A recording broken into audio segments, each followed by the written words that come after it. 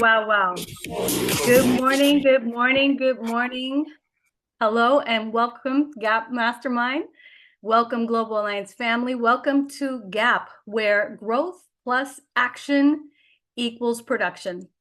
And we're so glad. Did I lose my? Sorry, I lost the screen for a second here. I've lost all of y'all. All good. But we're so glad that you're here with us today, and I want to do a quick thing here in the chat so we can connect as a community. Where are you tuning in from? Let us know what city, what state, what country you're calling or connecting from. And number two, what are you most focused on this week? Is it more listings, more buyers, more agent attraction, more systems plus freedom? Let us know. San Antonio in the house. All right. Who else is here? New York. Winter Park. Love it, love it, love it. And we're listings and attractions. I love it because I'm all about listings this year. And of course, never forget about attraction, but got to keep working. Puerto Rico in the house, Atlanta, New York City. Woo! I love it. I love it. We are global, right? We're global, we're nationwide. And so welcome to our Gap Mastermind call. We do these calls every Monday at 12 p.m. Eastern. And of course, you have to check it out in your own time zone here. But here we like to keep it real. And so we'll be talking today and connecting. And we want to talk a little bit. I want to introduce a special friend. Before I introduce our guest speaker of the day, I want to introduce Miss Veronica Figueroa. We've been talking about a really great event that we go to every year. We love this event. It's in Cabo. This year, Cabo 26. Is anyone going in the chat? Can you let me know? Type Cabo in the chat if you're already registered. I know I'm going to be there. Veronica's going to be there. Our guest speaker today is going to be there. How many more people? Oh, I love it. I love it. I love it. Corey, you're going. Oh, you always go, girl. Marissa, Veronica, of course, you. Can we spotlight Veronica and bring her on? Veronica, can you tell us a little bit more about Cabo and why would anyone here want to go? Because I know we have some new people that have joined our group. What is Cabo? Can you explain? Oh my gosh. I think if I had to describe Cabo, I would say it is where lives change. It is truly an event that you come out a different person. You see what's possible. You get to borrow other people's belief and see truly that there is no limit. And not just in business, but in life, the relationships that are formed there, the inspiration that you're going to gain from your peers, and also the tactical strategies that people are, implementing or have implemented in their business, not just in production, but also leadership, growth, just confidence. It's a really special event. And Brent Style and Jean, they make real estate fun. It's a place also where you create lasting memories. And honestly, I'm super excited for everyone who's going. And for those of you who are on the fence, if I had to tell you what events to go to, I think I mentioned it on the last call, is never miss EXPCon and never miss Cabo. Also, don't miss Mm. Build. Build Mm. at Sea, that one that we do. I'm Oh, gonna throw that one in as a plug. that one's But coming in. Cabo is very, very important. It's vacation with a purpose. And you are going to, I mean, think about this. I'll use this as an example. Shout out to them. They're not on this call. This is not their community, but they've become super special in our world. Girls with Grit met poolside at Cabo. Think Wow. about that. And now they run a like $10 million coaching organization. And it was three, four women who together had a dream around a pool. And think about that. Tina and I are going to be also hosting the very first official women's event at Cabo called We See You. And we're going to bring some emerging women onto the stage for them to have their very first speaking opportunity on one of the biggest stages, which is anything that Brent does is a big platform. And we used to hide in the hallways. And basically we rallied up a lot of women to come and meet, and we're just sharing stories, and women were meeting. And then Brent saw it over the last 4 years. I just, I'd send out like a secret text. I'm like, we're gonna meet at 7 a.m., and we're gonna hijack, Brent's events are so like, if you know James and Rob, they're like so by the book. I was breaking the rules. I was like, ladies, let's go meet here and create our own little women's event. And it was in the hallway, bring your coffee. There was like no agenda, but the agenda was get to know each other. And Brent heard about it. Kathy would even put makeup on to come and look pretty. She said, I just feel pretty. I want to be around all you ladies. And I said, you look gorgeous. He said to me, hey, thanks for pouring into my wife. Brent Gove said that to me about his wife when I think she's pouring into all of us. And That's Brent so powerful. noticed and he said, Veronica, I want you and Tina to officially host the women's track. And they're giving us the theater, and it's going to be for women, by women, to empower women. And many of you guys are going to, some of the ladies here are going to be even speakers. So I just want you to know, guys, this is so special. Don't miss it. I know that was long-winded, but I'm so passionate about it. Mm, mm. I know I'll be there. But today's not about me. Today's about my good friend Tina Caul, who Rebecca is about to introduce. And you guys get your notebooks out, tag a friend if they're not on here. Tell them they don't want to miss the next 35 to 40 minutes of straight fire. Post on your social media right now, her image. Let's get her on the camera so this way you guys can get people on here because this is gonna be fire. I love it. I love it. Well, our guest speaker, she needs no introduction. She's super amazing out of, is it North Carolina? And Yes, ma'am. yes, ma'am. I love it. I love it. She's a superstar, has a powerhouse who has built her business.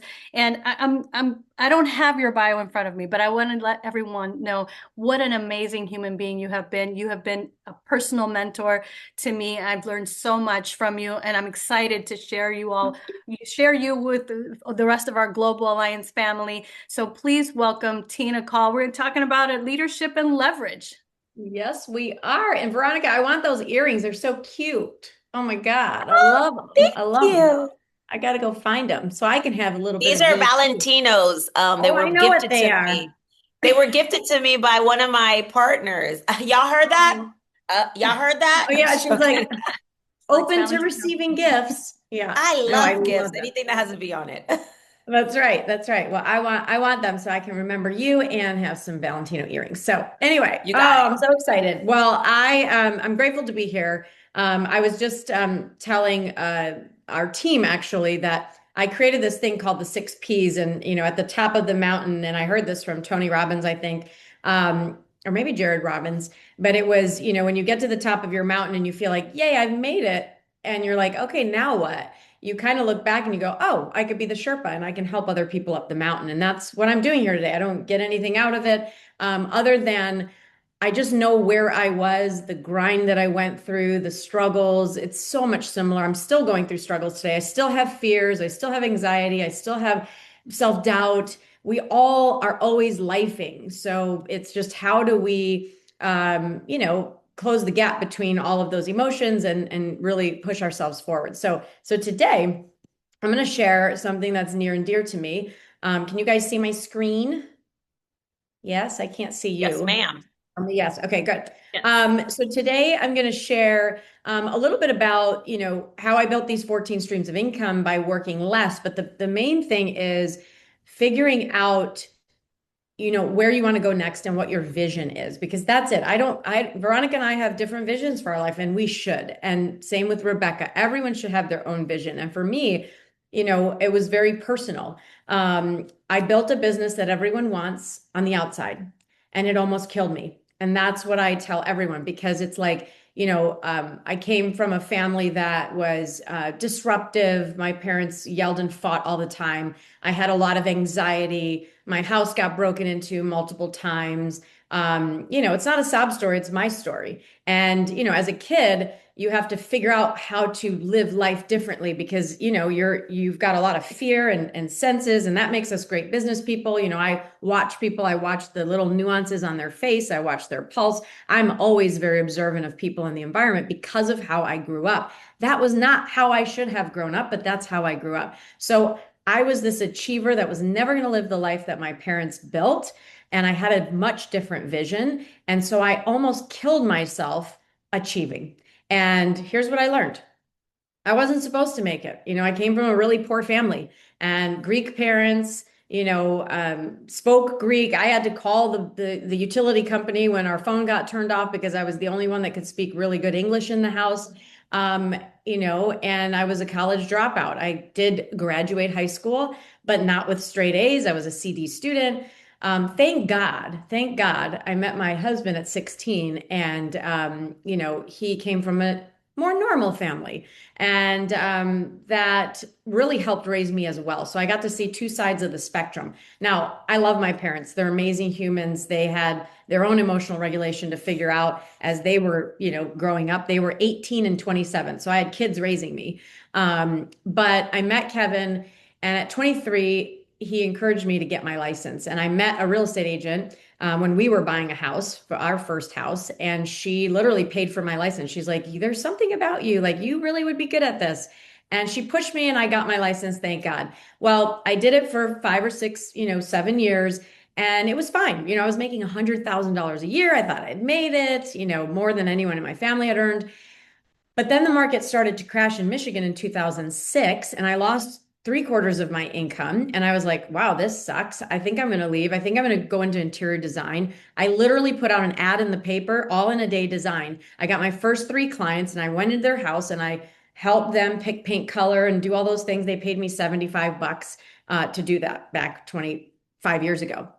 But I thank God again, by the grace of God, met Mike Ferry. I went to a conference in my town and I signed up immediately for a coach. Are you And so that talking to me? I'm not talking to you.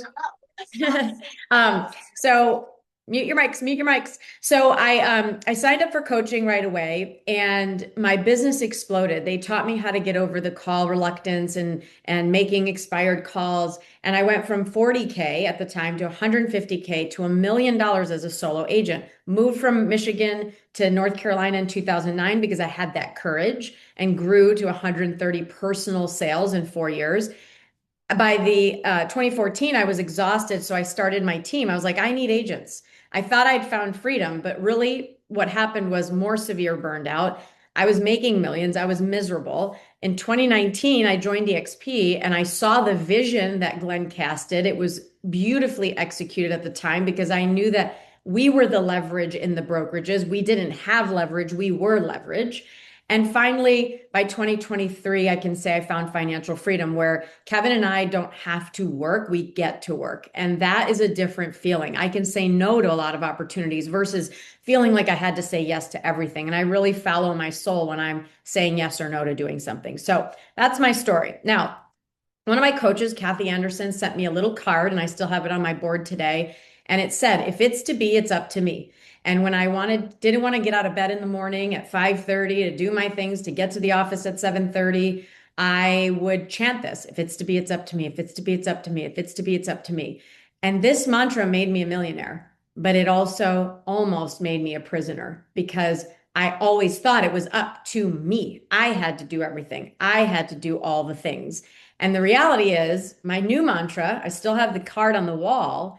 It's still there. If it's to be, but now it says it's up to we. So I crossed out the me and I made it a we. So it's the same card. It's just a different philosophy and a different life. So this is my team today.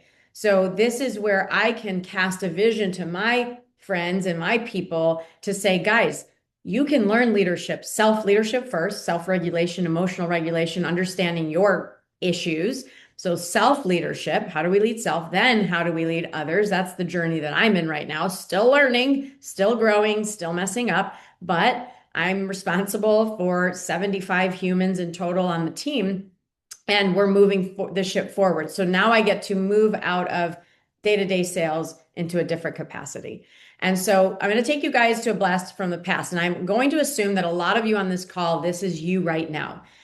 When it was just me, I was doing all the $25 an hour tasks. I was the listing coordinator, buyer coordinator, field worker, meaning I actually put in my Remax signs. I used to remember those metal signs, Veronica? I used to pounce on those and put them in the ground. up in Yes, Michigan, which, ma'am. yep, ground is freezing. She's in Florida. The ground was not freezing, but it was probably hard in spots. It With rains a our lot. It rubber. rains a lot. Yeah, it rains a lot. And you got the rubber mallet. I was the ISA. I was the one prospecting daily. And if I didn't prospect, the business didn't grow. I went to inspections. I was the marketing person. You guys get the point. So could we do it? Yeah, we could do it. But are we doing it efficiently? I am convinced I lost millions of dollars because I was too afraid to grow. And so what I really coach my agents on all the time now is their hourly rate. Most agents exchange time for money, belly to belly, belly to belly. I'm going to go show a house, I'm going to get paid. I'm going to go sell a house, I'm going to get paid. But here's where I can show you something a little bit better, and that's how to buy back our time. So I want everybody to pull out their phone and go to your calculator right now, and let's do some math. Math was never my strongest suit, but I can do simple math. So everyone's got their calculator. Put yes in the chat box. You get your calculator out? Yes, yes, yes, yes, yes. All right, we're going to do some math. So here we go. Now, I want you guys to look at your gross yearly income. So what did you make last year? And we're going to divide that. Let's use $100,000, the example here you guys see. $100,000 divided by 2,080 hours. You guys have done this exercise before. If you haven't, congratulations, you're going to learn your hourly rate. But if you made $100,000 of gross profit last year, you divide it by 2,080, you make $48 an hour. But here's the thing. A lot of us know our hourly rate. We go, oh, cool, I make $45 an hour. If you made 200,000, you made $96 an hour. When I look at all my companies together, I make $721 an hour. Okay. So right now you have your hourly rate. That's awesome. Now we're going to take your hourly rate. Let's say it's $48. You made 100 grand last year. You made $48 an hour. You divide that by 4. That means your buyback rate is $12 an hour. So anything that's $12 an hour or less, you have to stop doing. It is not worth your time. If you're a $200,000 a year producer, divided by 2,080, a $96 an hour. So basically make $100 an hour. You look at what you do every day. You got to track this. Green light, yes, that is a $96 an hour activity that only Tina Caul can do. Brush your teeth. You can't hire someone to brush your teeth. You got to do it. So that's going to cost you $96 if you take an hour brushing your teeth. Getting dressed.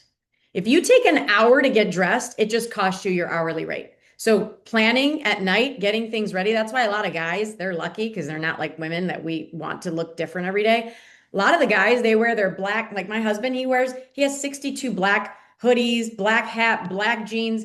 He wears one outfit for his whole life. It's like he just doesn't care. It takes him 3 minutes to get dressed. For me, I'm like, oh, did I wear that blue dress last week? Oh, these pants, I think I wore them. But nobody cares.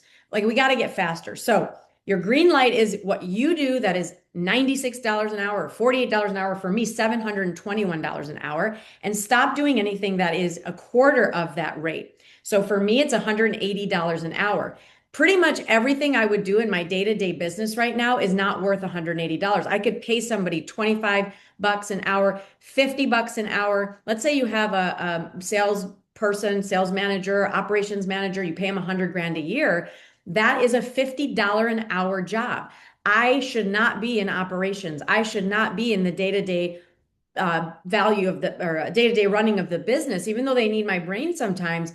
I need to get them to think like me so I can move on and build other things, solve other problems, because that's where I'm going to grow.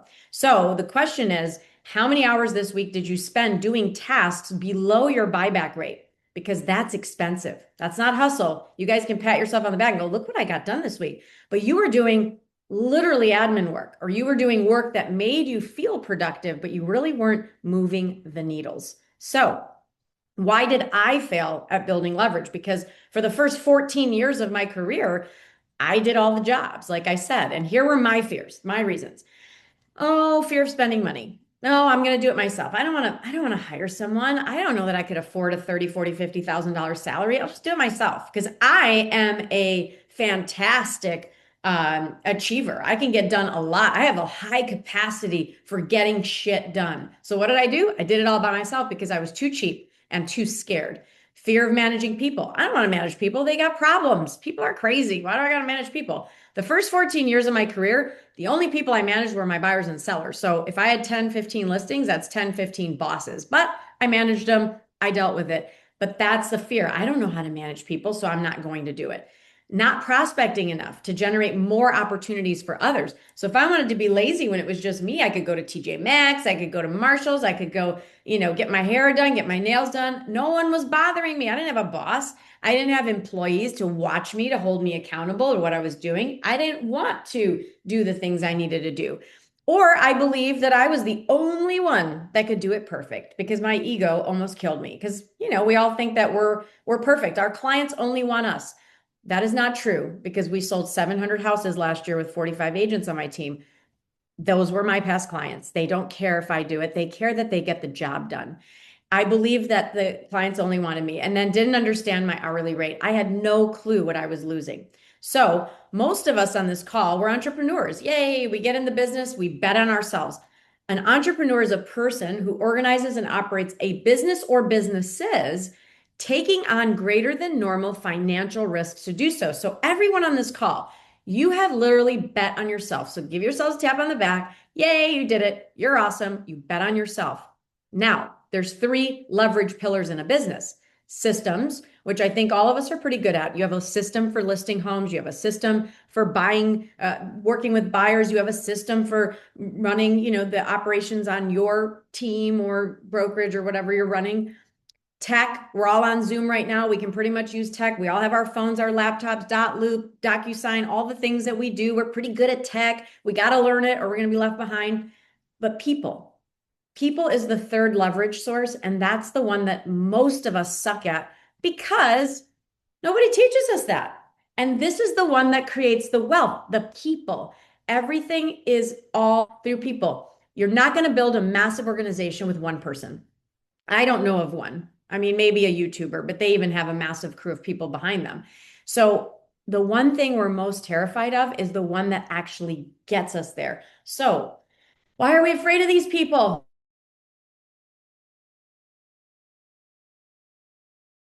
Us down. And that's the reality that it's just hard. It's just hard. I mean, we can't even manage our own freaking families, our own kids, our own spouse, let alone now strangers. It's hard. But the truth is, the systems don't grow your business. The tech doesn't close deals. People do. People do. And if we can't figure out how to leverage people, we're going to work a 60-hour work week forever and ever, have that stress, have the health problems that we have, and we've got to figure out the secret sauce. So for me, what I figured out was I got to get the right people on the bus at the right time because I can't truly do it all. I can't. Did I do it? Yes, but I almost killed myself in the process selling 130 homes. I was not happy.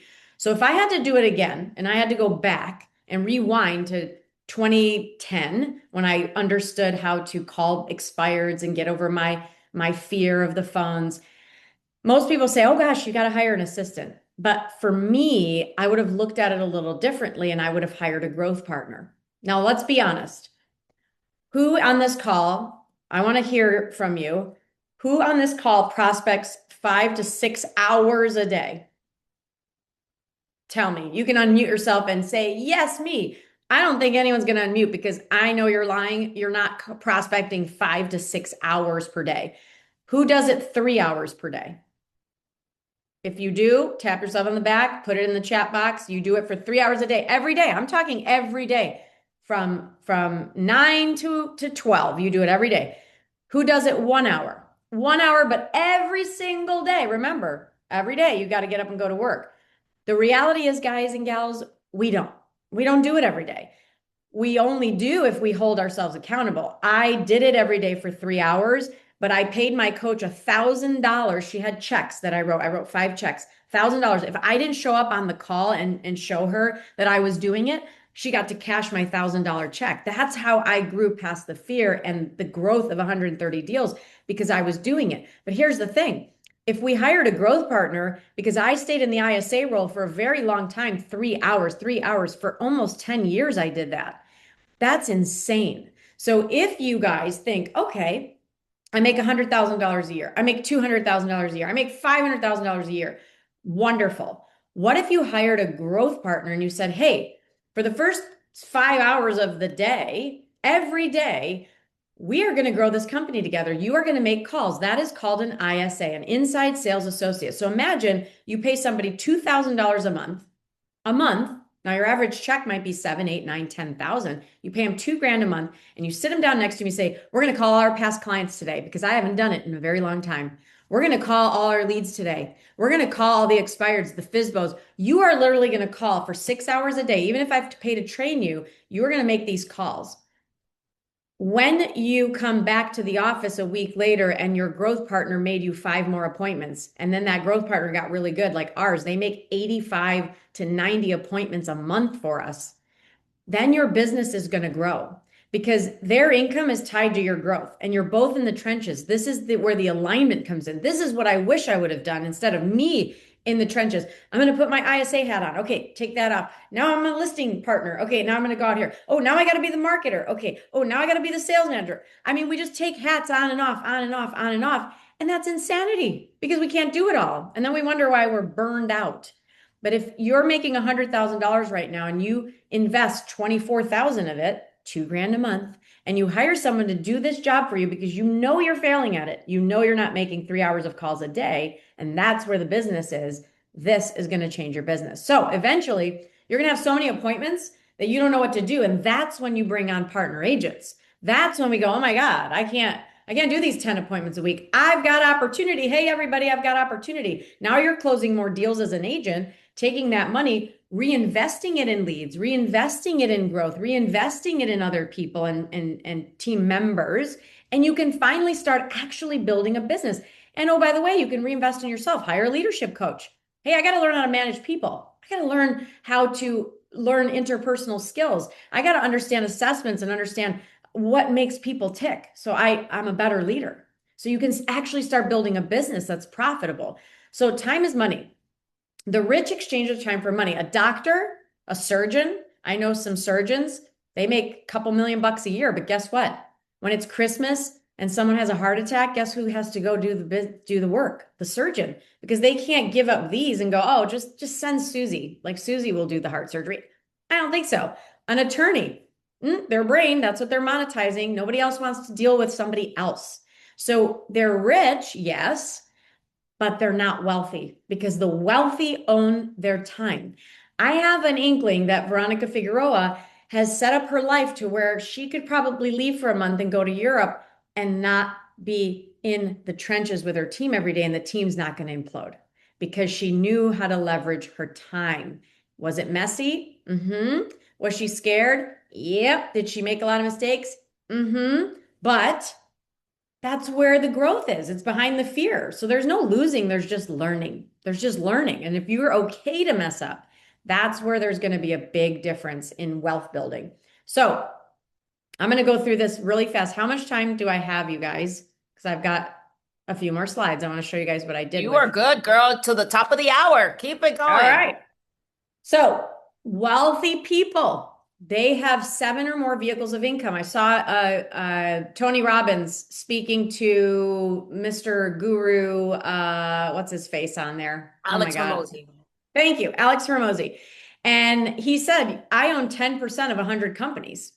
Well, he's got a few more vehicles of income. He understands the value of his time. So he's looking, Tony, for passive ways to grow, right? Because that's just where the growth is. He owns his time. He could go anywhere he wants, right? And do whatever he wants when he wants. Now, this is the cash flow quadrant. A lot of you have seen this. I won't spend a lot of time on this, but this is where agents are in the E and S quadrants. They seek job security, or people seek job security. So that would be somebody who has a job, let's say an employee of a company. But an agent that comes into real estate is also self-employed, but their amount of, they have a little more control. Like they can tell themselves where to go and what to do, which sometimes is a crutch because they don't actually act like they have a job, but they're still trading time for money. And that's where they stay and live in that S quadrant. When you move into that B quadrant, now you've got a couple employees. You hire an ISA, you hire an assistant, you have an agent. Now you're like, okay, I'm going to build some systems and some processes that don't need me to run. And now I'm a business owner. Even if you're still selling some homes in this quadrant, the key is looking at it twofold. Right here, this is how I did it. I was selling 130 homes. I was making net $700,000 a year as a solo agent. I took the $700,000 and I said, okay, I'm going to invest over here and build a team. I took 80 grand and I hired a team manager, a sales manager, and slash operations person. They took the team and hired 8 more agents, got it to 20 agents, ran the team meetings, did all the SOPs with my guidance, but they did it all. I was still over here burning and churning 100 deals a year, bringing the income in I did it from 2014 to 2021. I stayed in the earning. This is where people get messed up when they build teams. They leave post. They go, oh, I don't want to sell anymore. I'm going to hire a bunch of agents. Guess what? Some of the agents aren't as motivated as you were. So you're going to lose money. And that's why most businesses go out of business. Most team leaders fail because they get out of the number one income producing thing, which is their business. So you cannot leave post until you have, for me, it was 20 agents selling 16 units. Each agent that sold 16 properties net me $33,000 in net profit. If I have 10 agents, that's 300 plus thousand. 20 agents is 600. It took me 20 agents to replace the Tina Caul business, but I didn't leave post till I had 25 people. So I still made money in the business. Then I slowly went from 130 deals to 70, 50, and then finally I haven't sold a house in 4 years. So then you become investor. This is Oprah money. This is where money makes more money, makes more money, makes more money. And that's the Tony Robbins, investing in businesses. So the key takeaways are know your hourly rate. What are you doing right now that's a $10, $15, $25 activity that you should not be touching? Because the minute you touch it, you lose money. You got to buy back your time. That is the goal of, if you just make $100,000 a year and add an ISA and don't do anything different to replace the money that you're the output, you're actually going to lose money. So you got to replace it with income generating activities. If you're going to hire an assistant, then go do more deals, not less deals. So in the beginning, you got to do more work and continue. Then you can start stepping back. So becoming obsessed with leverage, putting the proper leaders in place, and then building multiple streams of income. So we can stay solo, stay comfortable, and frustrated because the job that you have now, if you don't learn to scale and grow, again, we have EXP here. You can scale and grow your leadership chops through a downline. If you just get afraid and unafraid of picking up the phone, right? So we still got to pick up the phone. That still goes back to running a real estate business, or realize that your network is your net worth. Growth is through people. That is where we're going to see the most growth. So here are the results. Now, I'm not going to show you these next slides. I'm going to zip through them really quick. Not to say, oh my God, I'm so great. Look what I did. Guys, 6 years ago, I had one stream of income and I had my 401k. That's it. And I, like one rental property, 401k, and I had to sell a lot of houses. But today we have 50 agents on our team. We're going to sell 800 homes. I'm not going to sell one of those. And we also created 1,700 people in the EXP network. That was me doing Freedom Fridays. Every Friday, I met with agents. I spent an hour pouring into their business. And I always just did everything EXP on a Friday. I spent all that time because I knew that it was worth it. And I knew that if I could help people do what I do, that they could also live the life that they wanted. So let's get inspired. I think I'm with a group of leaders here that are not going to look at this and be like, who does she think she is? I think you're going to get inspired because you can't be around, the people that you're around and not be inspired. So this is how I went from one stream to 14. So this is our EXP disclaimer so I can show you my revenue share. Okay, team cash flow, a year net, a million net yearly in 2024. We did $10 million as a team, $4.5 million went to the agents. My top agents make $600,000, $500,000 a year. Like being on a team, get your ego out of the way. If I'm struggling as an agent and I'm in Orlando, like if I move to Orlando, I'm joining a team. I'm joining a team immediately because Veronica takes all of those expenses, right? they're taking theirs. They built the thing. So I just want to make money. And then I want to make my money make money. And so I would definitely join a team. I'm very team pro, of course. Stocks. 15 years ago, we moved to North Carolina. We had $100,000 to our name and got down to 5 grand in the bank. Total net worth, 5 grand. And Kevin came into my office like, we're about to be broke and go live with your mother in Michigan. I was like, hell no, I won't go. So I got prospecting a little bit more. But I read the book by Dave Ramsey and he said, pay yourself first. So take that max contribution, which for us at the time was 19,000 each. For the last 15 years, that's grown into 800 grand. So the compounding interest in stocks, like you guys have to do it. You've got to put it away. Go talk to your tax people and your investor people and go do that.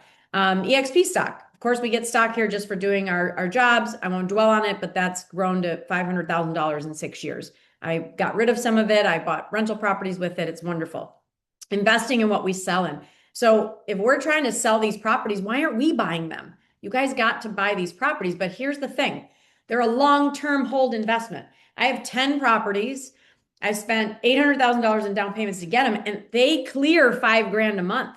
They clear. So when I'm 65 and I've got $3-4 million in assets and we sell it all, cool, that's fun. And that's going to be 20, 30 grand a month coming in, which I'm sure at 70 I can live off of. But right now, they're just a long-term hold investment. That's why revenue share, which is the next slide. Oh, I have an Airbnb too. So I have a little Airbnb.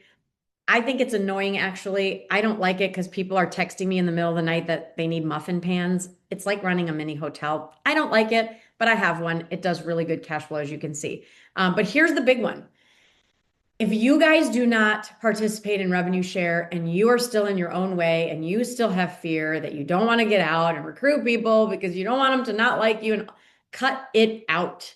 Like at this point, EXP is paying me 50 grand a month with a 10% growth rate each year. So it's incentivized agent. All of you have this tribal knowledge in your brain. All of you, unless you're a brand new agent, just got licensed. All of you. Even then, you can bank on your last career. There's always something to learn. You can take that and start building tribes, building communities. I had a young lady that said, well, I'm newer. I said, great, go call all the new agents. Now each week she has a new agent mastermind. She leads it. Hey, what are you guys struggling with this week? Okay, what are you doing? What are you doing? You're just facilitating. You got to get people together and you got to give them value. That's all that this is. Me coming on this call today is adding in my abundance value bucket. I'm not getting paid to do it, but this is going out into the universe to say, I made somebody better today. Someone's going to leave this call with a spark. Even if it's one person, I did my job. And tomorrow that payment comes back to me tenfold. So we can't think about me, me, me. A lot of you in the disc are high D's, high I's. You've got very high economic, very high political, but you don't have altruism. Altruism is I want to help everyone. Usually people want to help their own people. I will help you if I get something out of it. That's great. And I was like that too. But when I shifted to, I'm just going to do this for people, massive amounts of growth, because I wasn't attached to what am I going to get if I give this person something, which most of us are wired that way. It's okay. It's just that next level of growth. But you have to do this if you're at EXP. There's just no way around it. This is going to be life-changing. Syndications, I did a syndication, invested 250, 10 to 15% return. That's just group investing. So we created affordable housing by converting 300 student apartments to rental units, which was cool. I think we did that in Mississippi. EXP referral network, tap in, go to Cabo, meet people, tell them where you live. We live in Raleigh, send me all your referrals. We made 250K last year just by making new friends and networking with our company. Affiliate agreements. So right now I have like 5 or 6 affiliates. I get a check for $2,000, $2,500 a month just for saying, hey, I love RedX. Oh my God, you should use SalesX training. Whatever you love, call the company and say, hey, I want to be an advocate of this brand. Do you mind if I put it on my YouTube channel? Do you mind if I become an affiliate of this account? Because guys, this is like owning a $500,000 asset just by getting 2 grand a month. It may not seem like a lot of money, but passively, it's a lot of money. Coaching products. So I made this little tiny coaching product just for fun, again, to create omnipresence, to create something in the environment. $97, what I sell it for, it made 100 grand last year. Now we net 30, we have to spend money to make money, but still I made 30 grand just in my sleep. in my sleep with a little product. Now I can go and make more products. It doesn't light my fire, but if it does, you guys can probably build a different coaching product to sell. Title company. So we did start a title company on our team. So if you have a team doing 100 units or more, you can go and start a title company. Mortgage company. We're with Simply. I think Veronica, you're doing that too. Great, wonderful. If you do 100 units or more, again, you got to squeeze the fruit. You guys are the engine. Try to squeeze that fruit. If you're just a solo agent right now and you're selling 50 homes a year, go to your lenders and say, listen, I want to do a bigger chunk for my marketing spend. Don't let them give you measly little, 500 bucks here and 500, like really do a plan with them to get more money out of them. One-on-one coaching. I did this for a little bit. I did 3 people at 4K a month. It was 12 grand a month. I did not enjoy it. I stopped it, but here's a perfect example. John Sheplack. I think he makes, I don't know, buku bucks coaching like 12 people a day or something at 4 grand. Like he makes crazy money, but he loves it. So do it. 6 week listing mastery. I created this. I had 20 students. 3K is what they paid. So think of this, 6 hours of my time once a week for 6 weeks. It was $60,000 that I made. Now, if I did that 4 times a year, that's 240K. I made 10 grand an hour. So what is it that you do good at that you're masterful at? Get people in there and teach them something. So that's my 14 streams of income. So I want you guys to leave this call going, okay, where do I need leverage? Where do I need leadership? How can I buy back my time to reinvest in income producing activities? Where can I make more money selling a coaching product, downloading my brain? Like think about monetization, but think about scale. And you guys have the most amazing leaders around you. I always tell people Veronica is a strategist. She is a strategist. Go meet with her. Be like, hey, I want to think bigger. What could I do? And then just do it. Even when the fear stops you, I would say to all of you, what are you afraid of? Write it down. And then that is the thing to run towards, like literally run towards. Wherever your fears are is where the money is behind. And that's what you guys have to conquer. For me, 5 years ago, it was 6 years ago in 2019, it was the fear of public speaking. I said no to Mike Ferry multiple times to speak on stage, even on a panel. Remax, do you want to speak? Nope, I'm good. I'm going to sit in the back of the room and take notes because I'm just a student. My ego doesn't need that. I'm truly good. But I woke up at 40 years old and I went, my God, you are going to go to the grave with this freaking fear. I'll call it a fucking fear because it was a fucking fear. I was so upset at myself that I wouldn't have the courage to just do it. And you know what it came down to? The fear of looking stupid and incompetent. That's usually, we only have three fears. Fear of looking incompetent, fear of being unlikable, and fear of not having significance in someone's life. Our mind works that way. Those are the 3 fears. When you guys have issues in your life, that is one of the 3. And mine was fear of incompetence. What if I get up there and I say something stupid? What if I get up there and I look dumb?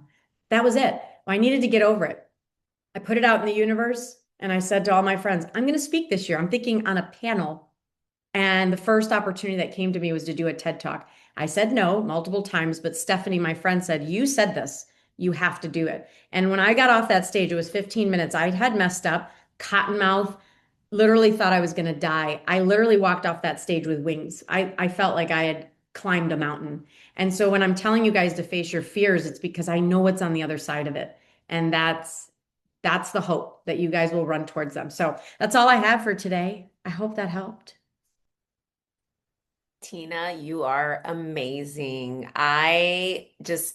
Every time I hear you speak, I'm re-inspired. You just are like like I always say you get these sisters in life that God sends you, right? I don't have a real sister. I don't have a blood sister, but I have all these beautiful sisters that God has sent me. Rebecca, you, but you and I are about 4'11" and a half. And I'm we 5'2". I'm have taller than her. I'm taller. Don't let her say with your I'm heels on. 4'11". No, I'm just kidding. With your heels on, but like you're such a ball of energy, and we have so many things in common, yet we're so different. I just love you. Thank you so much for pouring into our community. I want to have a couple people. I think a couple people had some questions. I want to open it up for questions. If you have a couple more minutes to spend with us, Yeah, I'm good. but this I'm was good. fire. I mean, I personally took tons of notes. I mean, I'm like Tina, send me the slide deck because I want to review it. It was so powerful, and I think you gave them all all permission to dream bigger, Yes. think bigger. And if you guys, obviously, if you have a question or a burning desire or want to pick Tina's brain, we've got about 12 more minutes. And if Tina, if you're available to I'm just good. take I'm some good. hot Yeah. spot Yeah. questions, we'd love to open it up to a real mastermind that, oh my God, someone said this was magical. Oh my God, Tina, you need to use that one. Like, oh, she has the You coolest know, name. Veronica's geeking out over that right now. You love Yeah, your yeah, yeah. Because she has the coolest name. She'll be like, "It's your calling." I'm like, "How come I don't have a cool find name your like calling. calling?" And like call night with Tina Call, But you have the Magic fig team. Call. And on the fig team, we figure it out. We figure it out for you, right? That's right. That's right. But I want to give Rebecca an opportunity to come up, and then let's go ahead and Yes. pin anybody who has a question for Tina. This is the opportunity, guys. Just raise your hand. Someone did have a question on your Airbnb. Why not hire a property manager? Why not leverage yourself on that one? That was a great question from Evelyn, which I thought was very appropriate. Like, is that something that maybe you haven't thought about, or are you just a masochist like me sometimes? No, no, it's not even. I have a property manager, but it's like the annoyances, when they complain and they do those things. And then I read the complaint, because she gives me the whatever. So I remember the muffin pan. It's like, oh, there's no muffin pans. And I'm like, why are you baking, Susie? You're on vacation. Like, it's like just little stupid things like that. So I don't know. I think because there's little complaints that come in, they annoy me. But Yeah. yes, I do have a property manager, but I don't want any more Airbnbs. I've realized it's just not fun for me. So I'm not doing it.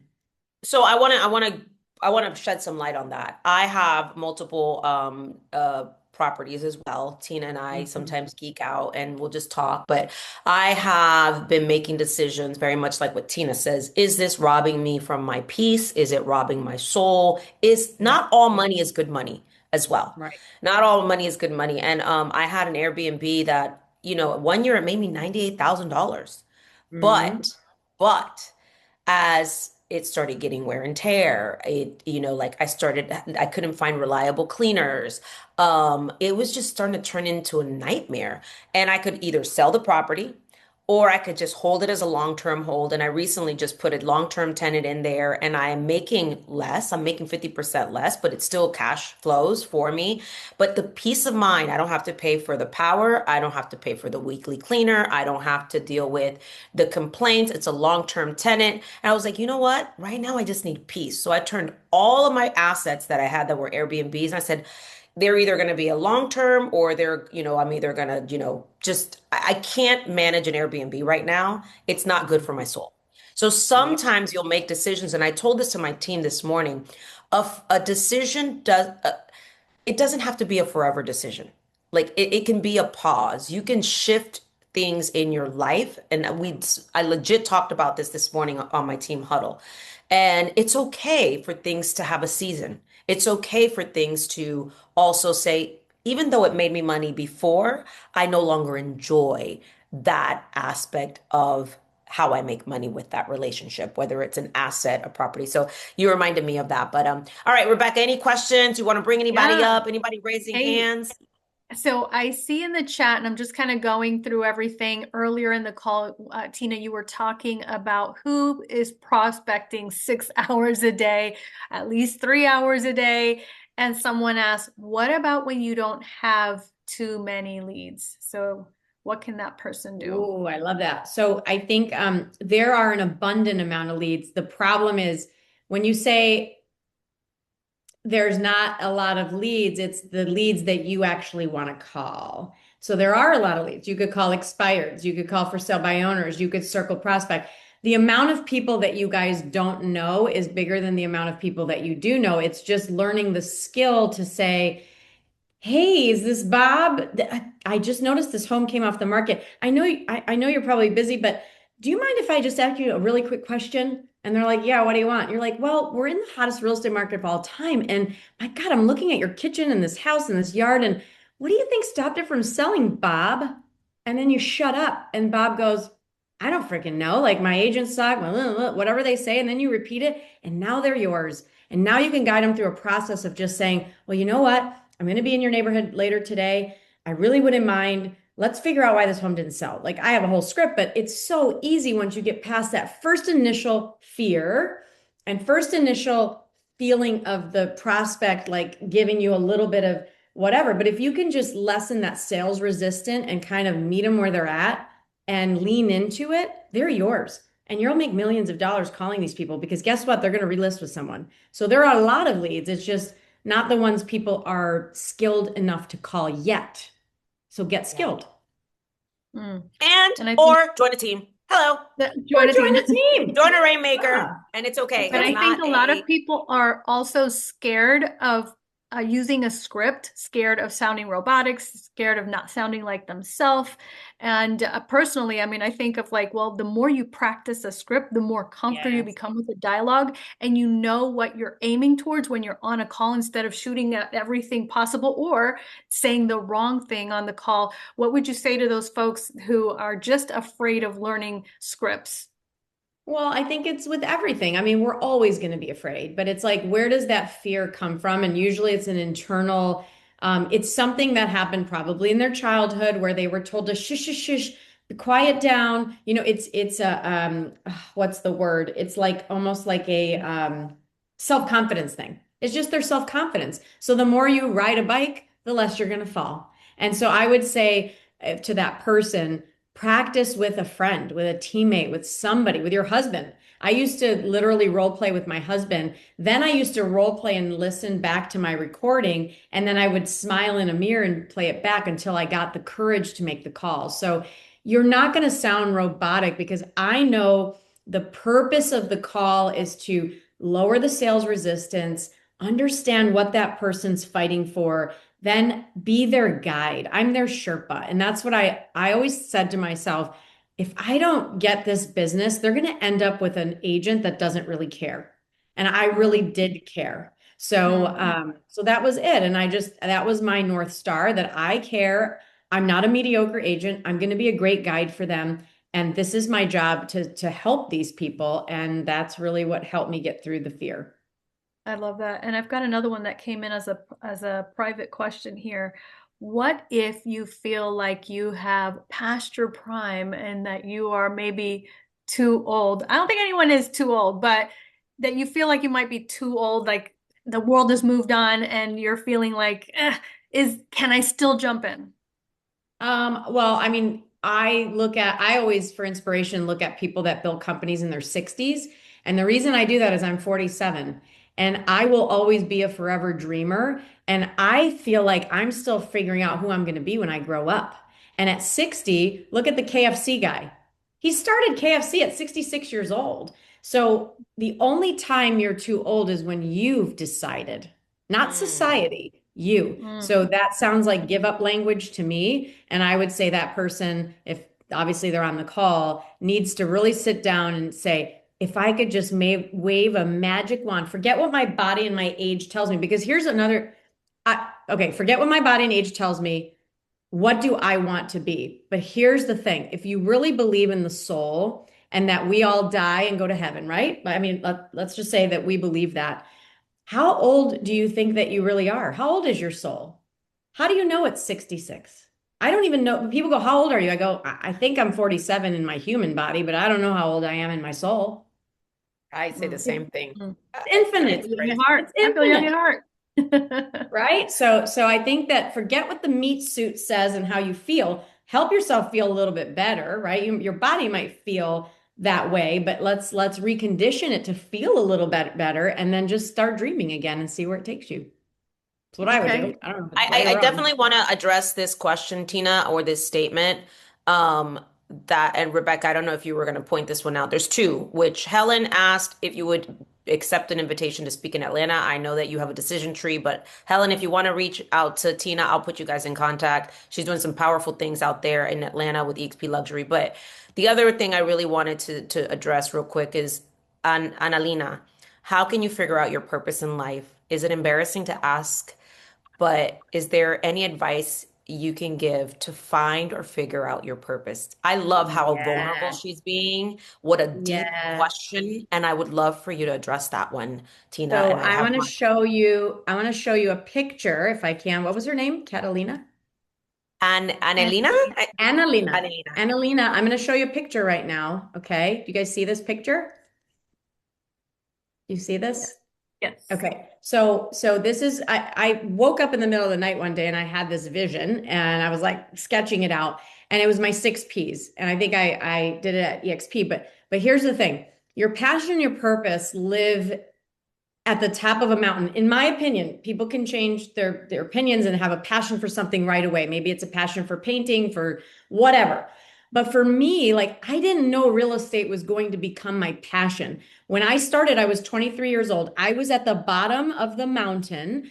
And year one, I learned a process. I was a white belt. So think of like Mr. Miyagi and Daniel-san, right? Wax on, wax off. Do the paint the fence, paint the fence. And he's like, what am I doing? I'm trying to do karate. He's like, no, no, just trust me, trust me. So right now you're summiting up the mountain. And in your base camp, you're learning a process in year one. Two, you're practicing. You're like, oh, I'm not really good at this. I don't like this. I don't know. I don't know. I don't want to practice these scripts. I'm not good at them. I don't know. I'm losing listings. By year three, you're like at an inflection point. You're like, okay, is this what I'm going to do with the rest of my life? I have to pick up the phone. I actually have to make calls. I have to feel uncomfortable. Is three or below, 84% or 87% of agents fail in the first 3 years because they don't stay the course. And finally, by years 4, 5, 6, 7, 8, 9, you're in power mode. Now, when you're in power mode, though, you're still fending for yourself. You're still trying to put that oxygen mask on. You're still trying to do deals. Now, you're better at it. You're good at listings. You're good at buyers. You're good at what you're doing. But the passion doesn't lead, it follows. It follows mastery. And when you get to mastery, you're 10 years plus in doing anything and you become masterful in it. Meaning people will reach, like people started reaching out to me, can you speak here? Can you speak there? I'm like, no, what the hell am I going to talk about? Well, real estate.